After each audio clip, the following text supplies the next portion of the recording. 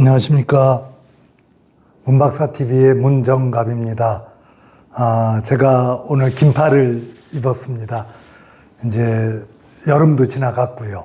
그 다음에 또 오랜만이죠. 이제 장시간 이제 추석 이제 명절 후에 뵙게 됐습니다.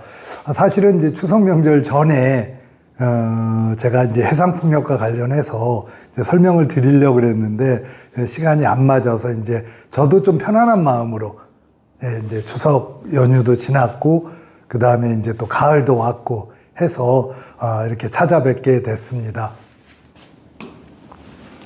그러니까 제가 한 달 전에, 한 달 좀 더 됐는데 이제 한 달 전에 뵙고 그 다음에 몇 번 말씀을 드렸는데 이제 오늘은 이제 해상풍력, 마린컴이 요즘 해상풍력 때문에 바쁘다고는 하는데 도대체 이 해상풍력에 대해서 제가 요번하고 아마 다음 한 두 번에 이게 양이 많아서 두 번에 될지는 이제 시간 상황을 좀 지켜봐가면서 하도록 하겠습니다. 그래서 오늘은 이제 해상풍력과 관련해서 이제 현황, 그 다음에 인허가 및 그 다음에 이제 올해 시행된 특별법 관련해서 이렇게 오늘 아마 할 거고, 제 생각에는 아마 이게 아마 못 끝날 것도 같습니다. 그래서 일단은 시작을 하도록 하겠습니다. 이제 해상풍력 사업 확대 배경 그랬는데, 뭐 너무나 다 잘 아시기 때문에 제가 뭐 여기서 설명할 건 없고요. 일단은 뭐 저희가 RE 3020에서 뭐 재생에너지 3020, 이 말은 뭐 2030년까지 뭐 재생에너지의 비율이 뭐 20% 확대된다. 요걸 뭐 목표로 해서 뭐 탄소 중립이니, 그 다음에 뭐 그린 뉴딜 정책이니, RE 100이니, 뭐 이런 얘기를 많이 하고 있습니다. 그래서 이제는 뭐 석탄이나 석유나 뭐 이런 것 쪽으로 대체할 수 없는 그런 그러니까 지구 온난화 부분, 아마 제가 저번에 제가 부경대 강의 나갔을 때도 그랬는데, 뭐 요즘 뭐 기후 변화 하는데 저는 기후 변화가 아니고 기후 위기라고 생각을 합니다. 그래서 그런 부분을 대체할 수 있는 방법이 유일하게 이제 재생에너지다. 이래갖고 재생에너지가 확대되는 비율을 갖고 있고요. 그 다음에 이제 해상풍력과 관련해서는 뭐 저도 해상풍력과 관련해서 궁금할 때는 이제 유튜브를 해상풍력해서 이렇게 검색을 많이 하게 되는데, 오늘 이 시간에서는 그냥 해상풍력이라는 게 어떤 형태다. 그러니까 해상풍력의 사업의 종류는 이제 크게 두 가지가 있습니다. 이제 고정식이 있고요. 고정이 돼 있는 거죠. 그 다음에 이제 부류식이 있습니다. 고정식하고 부류식이 있는데, 이제 고정식은 지금까지 대부분 다 거의 뭐 99% 이상이 고정식 해상풍력을 사업을 해왔는데, 이제 이거는 문제는 뭐냐 하면 이제 좀 수심이 깊은 지역에서는 좀 적용이 곤란하기 때문에, 그러면 수심이 얕은 지역은 이제 연안으로 와야 되는데, 이 연안에는 사실은 뭐 여러 가지 이해관계가 복잡하다 보니까 아무래도 좀 멀리 가게 되거든요. 그래서 그런 단점이 보통 한 50m 기준, 요즘은 또 고정식도 이게 뭐 사업하시는 분들 얘기 들으니까 뭐 수심이 좀 깊어도 기술이 개발돼서 한다고 그러는데, 현재까지는 한 50m 정도? 수심이 깊은 쪽에서는 이제 고정식이 이제 설치가 좀 곤란하기 때문에, 그래서 요즘 이제 좀 많이 뜨는 게 이제 부류식 얘기죠. 이제 부류식 얘기는 이제 수심이 깊은 지역. 예를 들면 뭐 제가 지금 주로 좀 이따 말씀드리겠지만 주로 요즘 고민하고 있는 울산 부류식 해상풍력 같은 경우는 우리 연안으로부터 한 70km 정도 벗어나거든요. 수심은 또 몇백 미터가 되고요. 이러기 때문에 이제 좀 멀리, 그러니까 깊은 해역에서 설치가 가능하고 뭐 경제성 확보가 좀 가능하고, 그렇지만은 이제 기술도 좀 복잡하고 비용이 좀 많이 발생한다는 그런 단점을 가지고 있습니다. 그래서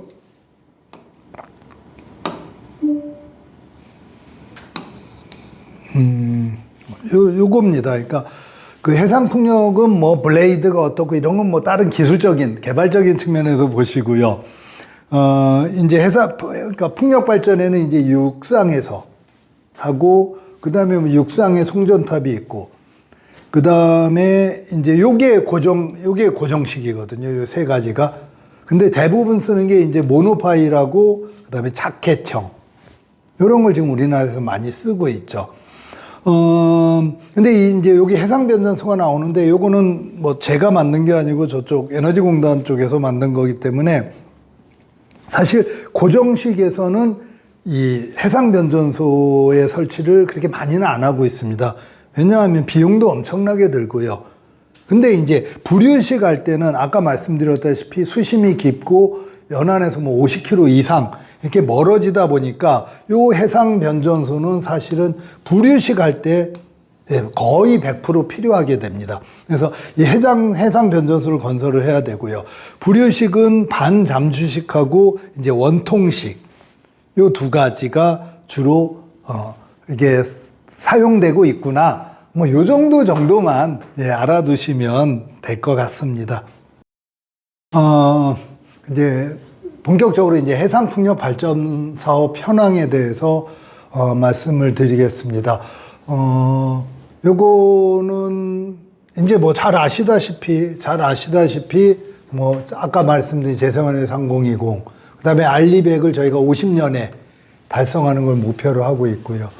2024년 재생에너지는 한 35기가와트로 약 10%에 해당된다. 해상풍력은 근데 이 중에 0.3기가밖에 안 됩니다. 자, 봅시다. 그럼 0.3기가가 서남에 60메가, 영광에 34.5메가. 영광 얘기를 하실 때 79.6을 자꾸 얘기하시는 분들이 있는데 전체 용량이 그렇고요. 해상풍력은 34.5메가만 해당이 됩니다. 그 다음에 최근에 이제 영광 약수 4.3메가. 그리고 아마 최초죠. 예. 준공이 돼서 저희가 뭐 선진직 연학 하면 항상 하는 게 이제 탐나. 예, 제주 탐나 해상풍력이 되는데 요게 이제 30메가 2017년에 준공이 됐고요. 그 다음에 우리나라에서 최대 용량이 가지고 있는 제주 한림의 100메가. 예. 현재까지 그 다음에 이제 제가 참 가슴에 많이 묻고 있는 전남 해상풍력 1단계의 96메가. 그래서 324.8메가입니다. 현재 운영 중인 게. 예. 그리고 보면, 이제 요게 첫 번째 준공이 됐고, 그 다음에 두 번째 준공이 된 게 한해풍. 서남에 저 60메가짜리. 그 다음에 이제 최근에 이제 한림해상풍력. 예. 그 다음에 전남해상 1단계. 뭐 300메가 중에도 거의 안 하다가 작년에 한 200메가가 추가된 거죠. 그래서 지금 작년 말 현재 24년 말 현재 발전 사업화가 요 EBL이라고 그러죠. 예. 요게 97개 사업에 30기가 엄청난 양이죠. 예. 발전 사업 허가만 난 겁니다. 2024년 말까지. 근데 지금 요 보시면 이제 제일 시작한 탐나도 2006년에 발전 사업 허가가 나서 준공까지는 뭐 11년. 그 다음에 서남에도 2012년에 시작해서 19년이니까 한 7년. 11년. 제일 용량이 큰 한림도 2010년에서 준공이 하니까 12년. 전남해상풍력도 뭐 12년. 다 10년 이상 이렇게 돼 있습니다. 그래서 일단 발전 사업 허가가 현재 작년 말 현재 97개에 이제 31.5기가 이렇게 나 있습니다. 그리고 정부가 발표한 11차 전력 수급 계획에 보면 2030년까지 14기가, 2038년까지 40기가. 이렇게 지금 계획을 하고 있습니다. 보면 이제 현재 지금 착공 중이고 준비 중이고 착공을 일부 한 데도 있습니다. 나월이 364. 그다음에 제가 왜 부경대랑 같이 어피 조사를 한 고창 동촌이 76메가. 뭐 요거 해도 지금 한 400메가. 예. 여기 착공해서 완공, 준공을 하려도 그래도 한 2, 3년. 최소 2, 3년. 그러다 이거 합쳐도 1기가가 안 되죠. 지금이 25년이지 않습니까? 30년 얼마 안 남았습니다. 근데 14기가 일단 뭐 목표로 세워두고, 이제 불휴식이 좀 있으니까, 예, 하여튼 목표는 이렇다는 거. 그렇게 하고 지금 이제 뭐 해상풍력이 이렇게 사업이 뭐 이렇게 늦어지는 이유를 저희 뭐 공공연하게 뭐 물론 맞습니다. 이제 수용성 때문에 이렇게 사업이 늦어지고 있다라고 하는데 저는 과연 수용성 때문일까? 예. 기초편이니까 넘어가겠습니다. 제가 심화편 할 때는 뭐 드릴 말씀이 좀 있는데 하여튼 요렇게 지금 우리나라 해상풍력 발전 사업의 현황이 이렇다. 그렇게 하고 2030년까지 뭐 14기가고 이렇게 지금 현황을 아마 유튜브 가시거나 아니면 챗GPT나 뭐 AI를 통해서도 보시면 아마 요 정도면은 크게 레인지가 차이 나지 않을 것 같습니다. 지금 말씀드린 거 간단히 말씀드린 거 좀 더 구체적으로 제가 이렇게 지금 해놨으니까 필요하시면 이렇게 참고하시면 될 것 같고요. 그렇습니다. 사실 이제 저희 한국해양수산연구원이 이제 해상풍력과 관련해서 올해가 해상풍력과에 대해서 고민을 한 게 한 10년 정도 됩니다. 그래서 이 과정은 간단히 설명을 드리는 게 또 예의일 것 같아서, 그리고 이 방송을 시청하시는 분들이 이제 해상풍력에 대해서 아니면 뭐 개발자나 이런 분들 계셔서 그냥 간단히 요거 말씀을 드리면은, 이제 제가 2015년에 이제 해기 청사포 여기 가까운 데입니다. 요거 민간사죠. 이때는 뭐 관에서 할 시기가 아니었으니까. 민간사에서 담당 이사님이 저희 마린컴을 찾아오셔서 이제 자기네 해상풍력 사업을 하려고 그러는데 해역이용 협의가 필요하지 않습니까? 앞에서 다 설명드린. 그래서 이걸 마린컴에서 좀 해달라라고 해서 이제 사실은 이제 그때 우리 김진만 박사님하고 고민을 좀 했죠. 이게 해상풍력이라는 사업이, 그때 저희는 이제 주로 이제 항만 개발이나 아니면 이런 공익 사업으로 인해서 이제 어업피해 조사라든지 그런 쪽에 좀 키포인트가 맞춰져 있었으니까. 그래서 했을 때 고민을 좀 했습니다. 저희 연구원들하고 고민을 해서, 해상풍력 사업이 블루오션이다. 나름대로는. 이게 나아갈 수밖에 없다. 재생에너지 사업은. 또 앞으로 할 수밖에 없다. 물론 정권적인 그런 건, 뭐 정치적인 그런 건 다 배제를 하고 나서 이제 판단을 해서 좋다 합시다 이래갖고 처음 이제 이 해역이용 협의를 시작을 해서 해상풍력에 대해서 고민을 시작했습니다. 그 이후에 뭐 욕지 해상풍력이 있었고요. 그 다음에 이제 뭐 동해정 2018년도, 그 다음에 요게 조금 이제 울산에 이제 200메가 어피의 영향조사, 요거를 울산 테크노파크로부터 한 게 요게 조금 더 포인트가 있었고요. 그 다음에 실질적으로 저희가 마린컴이 본격적으로 이제 해상풍력의 수용성에 뛰어드는 거는 이제 전남해상풍력 사업에 따른 동의서와 약정서를 체결을 하는 걸 업무를 2019년에 그 SK E&S와 계약을 체결을 해서 본격적으로 아마 여기에 가장 저희 마린컴이 이제 해상풍력에 깊이 고민하게 된 시기인 것 같습니다. 물론 우여곡절이 있었지만 동의서 약정서 체결을 해서 지금 이제 착공을 하고 그 다음에 올해부터 이제 상업운전을 시행했지 않습니까? 그때 같이 고생했던 SK E&S 담당자 여러분들 하여튼 감사드리고요. 저희가 얼마 전에 유튜브를 보니까 거의 다 나오시더라고요. 그래서 그 이후에 뭐 연락은 자주 못하고 있지만 다음에 기회가 되면 옛 생각을 떠올리면서 소주 한잔 할 수 있는 그런 기회가 됐으면 좋겠습니다. 그래서 2019년도에 저 업무를 하고 나서부터 이제 뭐 20년 요거 뭐 해역 이용 협의한 거고요. 그 다음에 계속된 어업피해 영향조사를 저희가 22년 어업피해 영향조사, 어업피해 영향조사, 그 다음에 제주 한림의 어업피해 조사, 그 다음에 뭐 상생방안 연구, 이렇게 많은 분들이 해서 육지 해상풍력뿐만이 아니고 육지 자살이 이렇게 있었고, 그 다음에 이제 2020년, 19년도에 저희가 이렇게 했고, 그 다음에 21년도에 뭐 MNB 쪽에 했고요. 그 다음에 해우리도 했고요, 저희가. 뭐 귀신고래도 좀 했고요.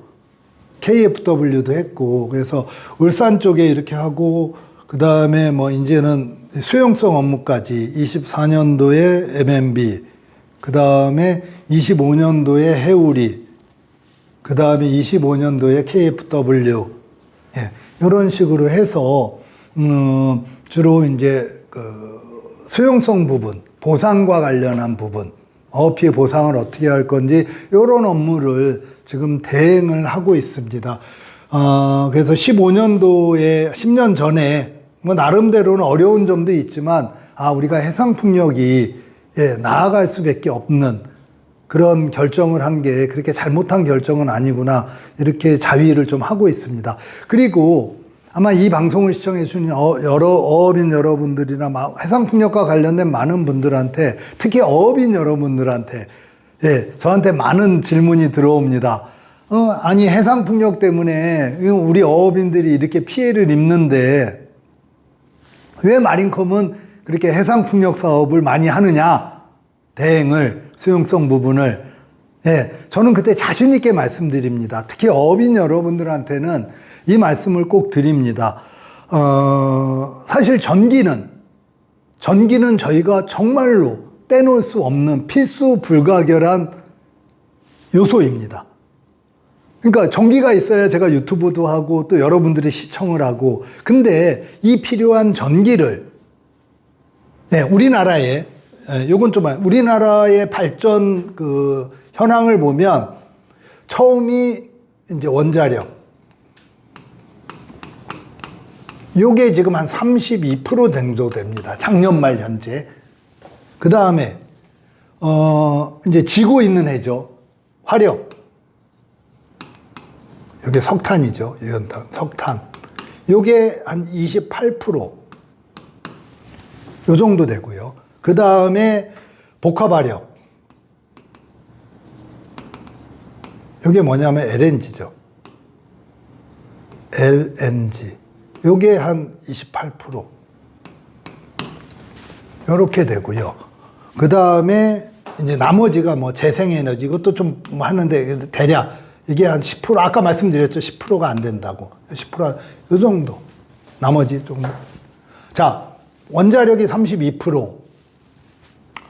우리나라 실제 발전 능력이 한 70기가 정도 되니까요. 이 중에 이제 화력이 28%, LNG가 28%. 요 정도가 됩니다. 그러면, 자, 전기를 생산하는 원자력, 화력, 복합화력, 이 사업보다 해상풍력 사업이 어업인들한테 영향이 미치는 게 가장 적다라고 저는 감히 말씀드립니다. 이건 맞을 겁니다. 왜냐하면 원자력이나 뭐 건설은 안 해도 온배수 부분, 제가 온배수 어업피해 조사를 수차례 했지 않습니까? 화력은 이제 어차피 이거는 뭐 국가 정책적으로 이제 안 하는 사업이고, 근데 화력을 한다면 화력 뭐 건설이나 아니면 운영에 따른 복합화력도 마찬가지고요. 이걸로 인해서 입는 피해보다 해상풍력 사업이 어업인들한테 미치는 영향이 작다라는 거는 제가 그 어느 누구의 눈치도 안 보고 정말 과학자로서 나름, 그러니까 이 학문을 연구하고 고민하는 사람으로서 맞는 것 같습니다. 그래서 저는 해상풍력 사업이 나름대로 제가 고민하고 또 저희 마린컴이 연구하고 있다는 것을 자신 있게 말씀을 드립니다.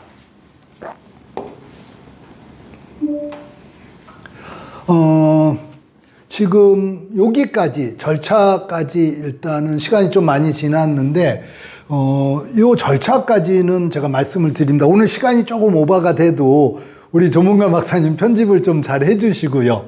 요 절차까지 말씀을 드려야 되겠습니다. 지금 사실은 이제 이게 특별법이 가면 별 무의미합니다. 무의미했는데 이거를 왜 설명을 드리냐 하면 지금 해상풍력을 하시는 사업분들이 어떤 절차로 우리 사업이 이루어졌고 어업인분들도 이런 절차로 이루어졌구나 라는 정도는 이해를 하는 차원에서 요점만 말씀드리겠습니다. 이제 보통 발전사업화가 제가 아까 EBL이라고 그랬죠. 이 EBL을 이제 하려면 사업 시행자가 계획을 하고 적지 조사를 하고 해양 기상탑 설치를 준비를 합니다. 그래서 간이 해양 이용 협의를 해야 되고요. 이 해양 기상탑은 요런 겁니다. 요런 기기를 바다에 설치를 해서 한 1년간 각종 데이터들을 풍향이나 이런 모든 것들을 정리를 해서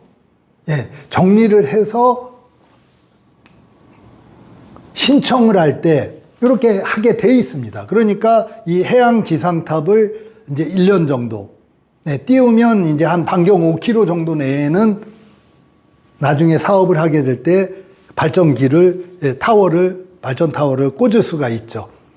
그렇게 해서 요 해상 기상탑을 설치를 하고요. 근데 이제 신청을 할 때 권리자의 동의를 받아야 되고 이해관계자의 의견을 수렴을 해야 되고요. 그래서 해양기상탑 설치 운영을 해서 1년 하게 돼 있죠. 그 다음에 발전사업화가 신청을 하면 주민의견 수렴을 해서 발전사업을 취득을 한다. 요게 24년 말 현재 아까 30몇 기가, 32기가인가? 요게 지금 나와 있다는 거죠. 지금 이거를 해서 지금 발전 사업을 받은 게 뭐 한 30기가 이상 받아져 있습니다. 사실, 이렇게 말씀을 드리고요.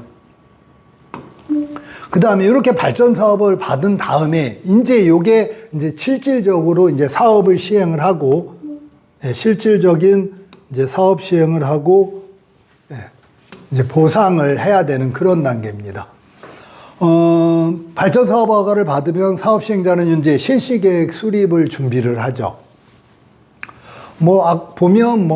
여기 보면 여러 가지 인허가, 이런 기본 설계 관련 이런 조사를 해야 되고, 인허가 관련 조사를 해야 되고, 이게 10개 부처에 29개 인허가 과정을 거친다고 하는데, 일단 조사를 해야 되고, 해역 이용 협의를 하고, 환경 영향 평가를 하죠. 그래서 이 환경 영향 평가가 EIA라고 그래서, 보통 환경 영향 평가를 하게 되고, 어업 피해 영향 조사를 해서 공유수면 점사용 신청을 하고, 실시계획 승인 고시를 맡아서 약정서 체결하고 보상이 이루어져야 하던 이런 겁니다. 그래서 이제는 지금 EBL 받은 사업자들이 한 30기가 이상에 되는 사업자분들이 지금 이걸 하고 있죠. 물론 한 대도 있고요. 한 대도 있고, 그래서 지금 그 발전 사업을 현재 받으시고 추이를 지켜보시는 사업 시행자분들이나 아니면 그 인근에 있는 어업인 여러분들은 요런 식의 절차가 있다라는 거, 요건 상당히 중요합니다. 어업인들도 아셔야 되고요. 그 다음에 사업자도 아셔야 되고, 그 다음에 해상풍력과 관심이 있으신 분들은 이 정도 플로우 차트에 대해서는 반드시 숙지를 좀 해주셔야 됩니다. 그래서 지금 대부분 아마 환평을 최근에 저희가 하는 욕지 해상풍력도 1년이 넘게 환평을 조건부 승인을 받아서 그 다음 걸 준비를 하고 있는데, 이제 요 절차대로 예, 사업 시행자는 준비를 하시면 된다. 그래서 어업 피해 영향 조사가 뭔지는 저희 앞에 다른 데서 설명을 드렸지 않습니까? 그래서 이제 핵심은 뭐냐면 근데 이제 어업 피해 영향 조사에서 요거를 꼭 예, 하셔야 됩니다.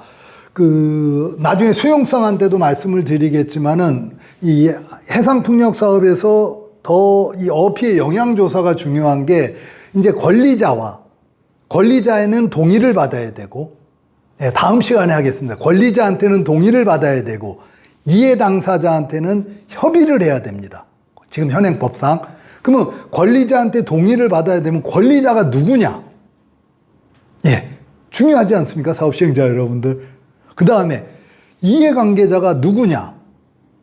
예, 어민들은 사실은 내가 권리자다 얘기를 하시는데 권리자에 속하시는 분도 계시고 법적으로 안 속하시는 분도 계십니다.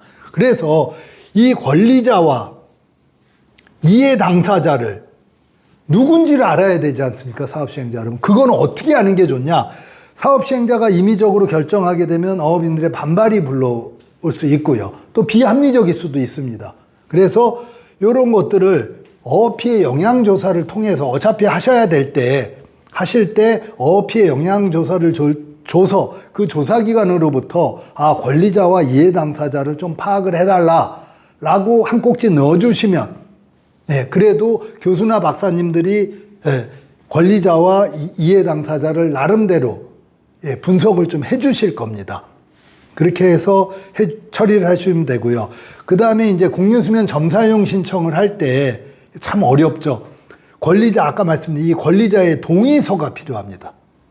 사인이 필요하다는 거죠.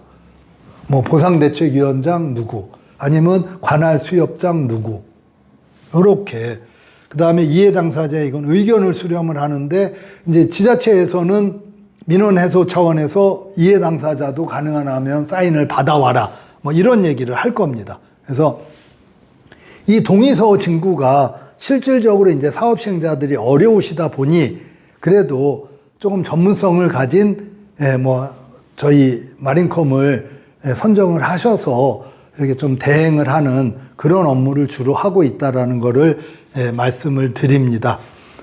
그리고 이제 그 다음부터는 실시계획 승인을 해서 이게 보상 기준일이고, 그 다음에 이제 약정서를 체결하고, 요거는 저번에 어업피해 보상 절차에서도 제가 설명을 드렸지 않습니까? 드렸기 때문에 그거를 가름을 하고 좀 이따 자세히 한 번 더 말씀을 드리겠습니다. 약정서 체결하고 이렇게 특히 요거는 사업 시행자분들이 이제 관심을 가지시면 될 것 같습니다. 이제 지금까지는 특별법 이전의 시행으로 했던 겁니다. 근데 이제 너무나 지금 특히 사업 시행자 여러분들 수협에서도 이걸 많이 하고 있는데 25년 3월 25일 해상풍력 특별법이 제정이 됐습니다. 그래서 이제 이거 갖고도 논란이 많죠, 지금.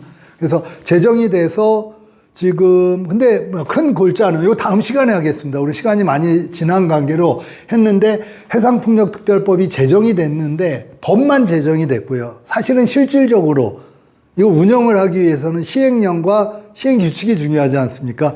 유예기간을 1년 달았거든요. 그래서 내년 이제 3월 정도가 돼야 이제 구체적인 것들이 나와 있는데 연구용역도 많이 하고 있고 이거와 관련해서 수차례 지금 회의도 많이 하고 있는데, 요거와 관련해서, 특별법과 관련해서는, 제가 다음 시간에 좀 더 구체적으로 말씀을 드리고, 이 핵심은 그렇습니다. 근데 지금 사업시행자분들은, 우리 지금 EBL 받아놨는데, 어떻게 하냐, 이런 것도 좀 말씀드리고, 그 다음에 저희 어업인들한테도, 특별법이 이러한 걸로 돼 있다, 라고 설명을 드리고 이해를 좀 구하는 그런 시간을 갖도록 하겠습니다. 그래서 지금 좀 긴 시간이 지났지만 우리 조문관 박사님이 좀 편집을 좀 하셔서 우리 시청자 여러분들 지루하지 않게끔 이렇게 약간 편집을 좀 할 것 같습니다. 그렇게 해서 이렇게 멀지 않은 시간에 우리나라 해상 특별법에 대해서 말씀을 드리겠고요.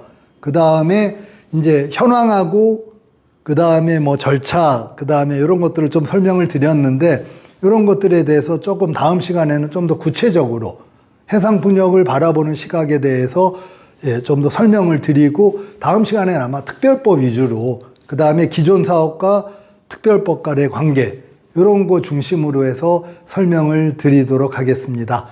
긴 시간 감사드리고, 다음 시간에 또 뵙도록 하겠습니다. 감사합니다.